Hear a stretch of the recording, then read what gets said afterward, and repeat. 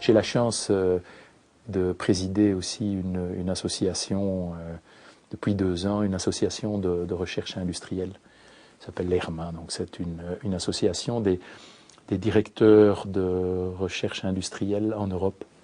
Donc, il y a 135 sociétés qui se sont regroupées et les directeurs de recherche se retrouvent et parlent de leur métier de chercheur dans leurs différents domaines. Donc c'est pas sectoriel, donc c'est pas la chimie ou l'aviation ou l'alimentation, c'est au fond une association multisectorielle et où tous ces directeurs de recherche viennent et partagent leurs expériences, comment travailler avec les universités, comment structurer sa recherche, comment la faire financer, comment la défendre dans sa propre entreprise, parce que ça aussi, nul n'est prophète en son pays, c'est parfois très difficile aussi dans sa propre entreprise, ça fait passer un certain nombre d'idées. Donc on partage ça.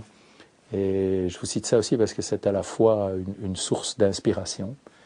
On retrouve là des collègues qui réfléchissent à long terme aussi, mais qui voient les problèmes sous des dimensions. Si vous travaillez chez Danone, ou vous travaillez chez Solvay, ou vous travaillez chez Microsoft, vous allez avoir de l'avenir une description tout à fait particulière.